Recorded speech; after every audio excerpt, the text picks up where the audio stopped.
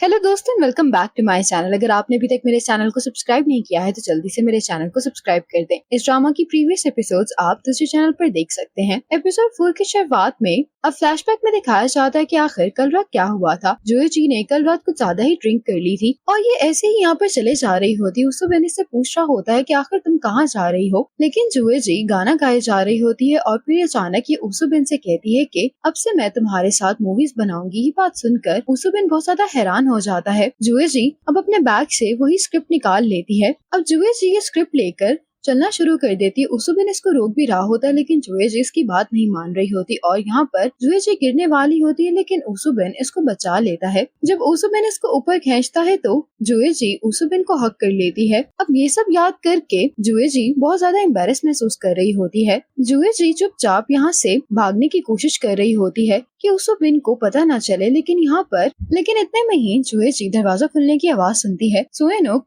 उसुबिन के साथ ब्रेकफास्ट करने के लिए आया होता है। जूही जी छुपने की कोई जगह तलाश कर रही होती है और ये गलती से वॉशरूम में आ जाती है जहाँ पर उसुबिन अपने बाल ड्राई कर रहा होता है। उसुबिन शॉक में होता है कि जूही जी यहाँ पर क्या कर रही है, लेकिन जूही जी इसको चुप रहने के लिए कहती है कि बाहर कोई आ गया है। उसुबिन सुइन को बुलाने वाला होता है लेकिन जूही जी इसका मुंह बंद करवा देती है और इसे लेकर अंदर आ जाती है। उसुबिन गलती से यहाँ पर शॉवर चला देता है। सुइन बाहर से आवाज दे रहा होता है कि उसुबिन तुम कहाँ पर हो। उसुबिन जूही जी से कहता है कि ये सब तुम क्या कर रही हो। उसुबिन सुइन से कहता है कि मैं शॉवर ले रहा हूँ। अब सुइन बाहर आकर खड़ा हो जाता है तो जूही जी जल्दी से उसुबिन को अपने सामने खड़ा कर लेती है ताकि सुइन इसे कहता है कि जब तुम शॉवर ले लो तो फिर लॉन्च में आ जाना। अब उसुबिन और जूही जी एक दूसरे को यहाँ पर देखकर बहुत ज्यादा ऑकवर्ड महसूस कर रहे होते हैं। उसुबिन जूही जी से पूछता है कि तुम क्या सोच रही थी। जूही जी कहती है कि कुछ भी नहीं। उसुबिन टॉवल से जूही जी का फेस ड्राई करने लगता है। इससे पहले कि उसुबिन जूही जी को गलत समझे, ये उसुबिन को पीछे करते और इससे कहती है कि तुम्हें मुझे बता देना चाहिए था कि तुम्हारा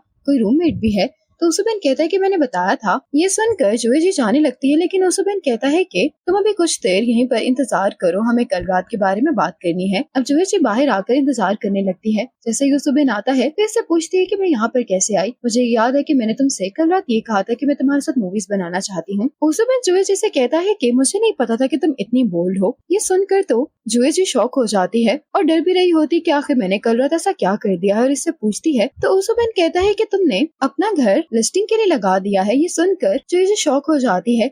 जैसे ये घर पहुंचती है तो बहुत सारे लोग इसका घर देखने के लिए आए होते हैं। अगले दिन जूही जी और उसुबिन कॉन्ट्रैक्ट साइन करने के लिए आ जाते हैं। जूही जी कॉन्ट्रैक्ट साइन करने से पहले हेजिटेट महसूस कर रही होती है। उसुबिन कहते हैं कि कैसी दुनिया नहीं है जहाँ पर अगर तुम गायब भी हो जाओगी तो कोई तुम्हें नोटिस नहीं करेगा। ये तुम्हारी कहानी है, तुमने इसकी शुरुआत की थी और खत्म भी इसे तुम ही करोगी, यानी कि तुम ही इसको डायरेक्ट करोगी और मैं तुम्हारे साथ इस सारे प्रोसेस में रहूंगा। ये सुनकर जूही जी मुस्कुराने लगती है और अब कॉन्ट्रैक्ट साइन कर देती है। अब इतने में सुइन यहाँ पर आ जाता है तो उसुबिन इसको बताता है कि जूही जी के पास फिलहाल रहने के लिए कोई जगह नहीं है। ये सुनते ही सुइन कहता है कि तो उस दिन होटल रूम में तुम थी। सुइन ने जूही जी के शूज देख लिए थे। ये सुनकर जूही जी और भी ज्यादा एम्बेरस हो जाती है। सुइन कहते हैं कि जब तक स्टूडियो सेट नहीं हो जाता तुम भी होटल में ही रुक जाओ। इसके बाद सुइन प्रोड्यूसर क्योंग से मिलने के लिए आता है। ये इससे कहता है कि तुमने अभी तक जूही जी की रिमेनिंग पेमेंट नहीं की, तो ये मानने के लिए तैयार नहीं होता और फिर सुइन इसको वो सारे काम बताता है जो ये जूही जी से करवाया करता था, जैसे कि इसके लिए ड्राइव करना और भी बहुत सारे काम, और कहता है कि हमारी लीगल टीम बहुत ही अच्छी है, तुमने एक आम एम्प्लॉय से उसकी जॉब से अनरिलेटेड काम करवाए हैं। अब जूही जी स्क्रिप्ट लिखने का काम शुरू कर देती है लेकिन इसके दिमाग में कोई भी आइडिया नहीं आ रहा होता। तो उसुबिन कहता है कि हम दोनों पहले कोई मूवी देख लेते हैं।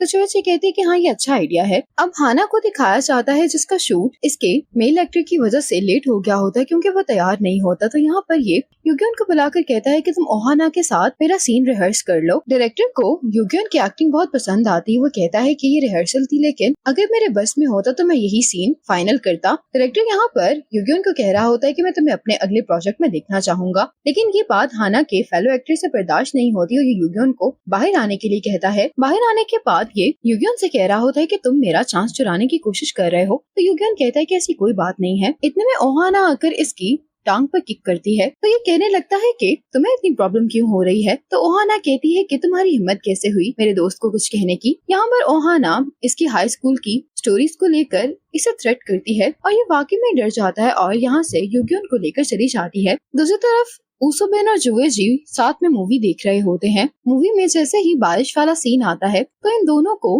अपना हाई स्कूल का टाइम याद आ जाता है जब ये लोग बारिश में एंजॉय किया करते थे। मूवी देखते हुए ऊसुबिन और जुए जी यहीं पर सो गए होते हैं। ऊसुबिन की जब आँख खुलती है तो ये देखता है कि जुए जी अभी भी सो रही है। ये देखकर ऊसुबिन रूम का दरवाजा खोलने के लिए जाता है। ऊसुबिन जुए जी को रूम में लेकर जाने वाला होता है, लेकिन इसकी आँख खुल जाती है और अचानक से ये ऊसुबिन को देखकर अपनी आंखें बंद कर लेती है। तो ऊसुबिन इससे कहता है कि क्या मैं तुम्हें वाकई में ऐसे अंदर ले जाऊं? तो जुए जी कहती है कि नहीं, ये कहकर यहाँ से भाग जाती है। ऊसुबिन बाहर सोफे पर ही सो रहा होता है। जुए जी सोच रही होती है कि भला ये वापस क्यों नहीं गया। सुइन इसको मैसेज करके पूछता है कि क्या तुम वापस नहीं आओगे?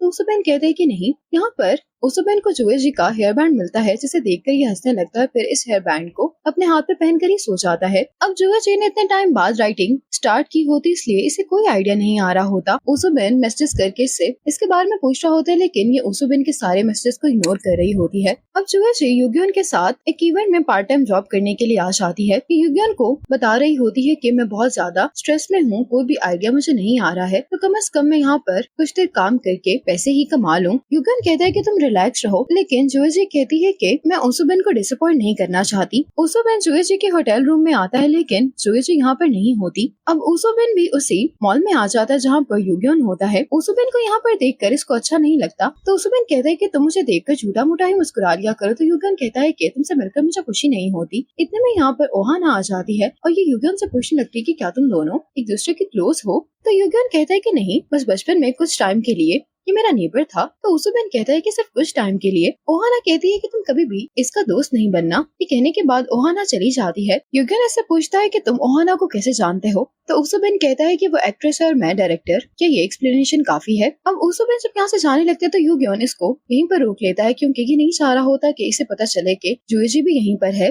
जिस ब्रांड की एम्बेसडर ओहाना बनी होती है, जुए जी उसी का इवेंट होस्ट कर रही होती है। लेकिन ऊसुबिन जुए जी को यहाँ पर देख लेता है और जुए जी को यहाँ पर देखकर ऊसुबिन को बिल्कुल भी अच्छा नहीं लगता। जुए जी जब वापस आ रही होती है तो ये ऊसुबिन को देखकर छुप जाती है, लेकिन ऊसुबिन इसे देख लेता है। जुए जी जैसे ही ऊसुबिन इसके पास आता है तो जुए जी यहाँ पर भागना शुरू कर देती है और इसे इस तरह से देखकर ऊसुबिन हंस रहा होता है। लेकिन ऊसुबिन इसके सामने आकर खड़ा हो जाता है और इसे कहता है कि ये तुम्हारे लिए है। अब मुझे समझ आ रहा है कि मुझे ये खरीदने के लिए फोर्स क्यों किया जा रहा था। लेकिन जुए जी यहाँ पर स्ट्रेंजर बनने की एक्टिंग कर रही होती है, कहती है कि क्या मैं आपको जानती हूँ? तो ऊसुबिन कहता है कि मैं जानता हूँ कि तुम कौन हो और यहाँ पर क्या कर रही हो। ये इसको बैग पकड़ाने के बाद यहाँ से चला जाता है। जुए जी ऊसुबिन को रोकती और इससे कहती है कि क्या तुम मुझ पर गुस्सा नहीं हो? ऊसुबिन जुए जी से कहता है कि तुमने मूवी बनाने का फैसला कर लिया है, लेकिन तुम्हें समझ नहीं आ रहा कि तुम इस काम को कैसे शुरू करो। ये सब कुछ महसूस करना बिल्कुल नॉर्मल है। ऊसुबिन कहता है कि कोई चीज ग्रेट तब बनती है जब उस पर मिलकर काम किया जाता है। कल स्टूडियो आने से पहले तुम ये बात जरूर सोचना कि क्या तुम एंड तक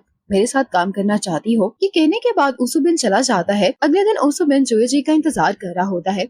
ये काफी देर से इंतजार कर रहा होता है, तो इसे लगता है कि जुए जी नहीं आने वाली। लेकिन जैसे ही यहाँ से जाने लगता है तो जुए जी यहाँ पर आ जाती है और ऊसुबिन इसे देखकर बहुत खुश हो जाता है। आज स्टूडियो जाते हुए ऊसुबिन और जुए जी दोनों ही खुश दिखाई दे रहे होते हैं। ये दोनों अपना स्टूडियो अपने होम टाउन में ही बनाते हैं, इसलिए जुए जी अपने घर पर आकर शिफ्ट हो जाती है। आज घर पर जुए जी अपनी मॉम को बताती है कि ये ऊसुबिन के साथ मूवी बना रही है और ये यहाँ पर अपनी स्क्रिप्ट लिखने के लिए आई है। तो उसकी मॉम इस पर गुस्सा हो जाती है, कहने लगती है कि तुम क्या कर रही हो, ये काम सिर्फ अमीर लोगों के लिए है। तो जुए जी कहती है कि ऊसुबिन के डैड भी इस काम के खिलाफ थे, लेकिन उसने तो ये काम किया है। तो मॉम कहती है कि उसके पास बैकअप था। तो जुए जी कहती है कि अगर मैं भी आप लोगों की परवाह नहीं करती और अपनी फैमिली को छोड़कर सिर्फ अपना ड्रीम परस्यू करती तो आज मेरी लाइफ भी डिफरेंट होती। जुए जी ये कहना नहीं चाहती होती, लेकिन इस बात से ये अपनी मॉम को हर्ट कर देती है। अगली सुबह जुए जी की मॉम जब इसके रूम में आती है तो इसने जितने भी पैसे जमा किए होते हैं कि वो अपनी मॉम को देकर चली जाती है। अगली सुबह ऊसुबिन जब सोकर उठता है तो जुए जी को यहाँ पर देखकर डर जाता है और इससे पूछता है कि तुम कब यहाँ पर आई? तो जुए जी कहती है कि सुबह। ऊसुबिन कहते हैं लेकिन क्यों?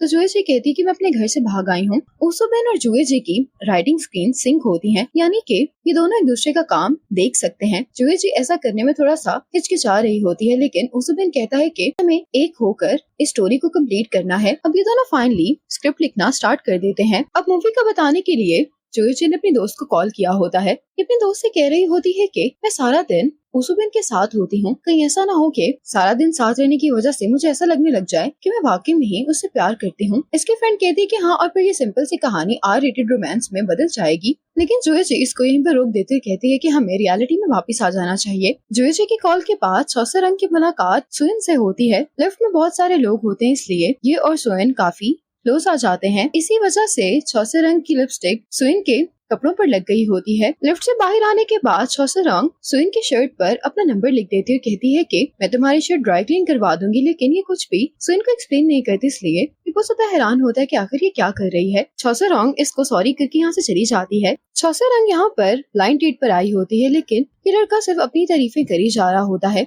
और चौसरंग को पहली ही नजर में सुइन पसंद आ गया होता है, इसलिए यहाँ से चली जाती है। चौसरंग सुइन को ढूंढ लेती है। ये सुइन से कहती है कि क्या तुम मेरे साथ डेट पर चलोगे। इतने में इसको कॉल आ जाती है। ये किसी को कॉल पर बेबी कह रहा होता है। ये सुनने के बाद चौसरंग यहाँ से फौरन चली जाती है। असल में सुइन उसुबिन से बात कर रहा होता है। उसुबिन कहते हैं कि ये तुम मुझे क्या कह रहे हो। जोयोची फुली फोकस होकर अपना काम कर रही होती है, लेकिन ये स्टक हो गई होती है। उसुबिन ये बात नोट कर लेता है और इसके पास आकर कहने लगता है कि तुम किस पॉइंट पर स्टक हो गई हो। उसुबिन जब ये देखने के लिए आता है तो ये जोयोची के काफी क्लोज होता है और उसुबिन को अपने इतना क्लोज देखकर जोयोची अनकंफर्टेबल महसूस कर रही होती है। जोयोची पूरी तरह से डिस्ट्रैक्टेड दिखाई दे रही होती है। ये सिर्फ उसुबिन को ही देखे जा रही होती है।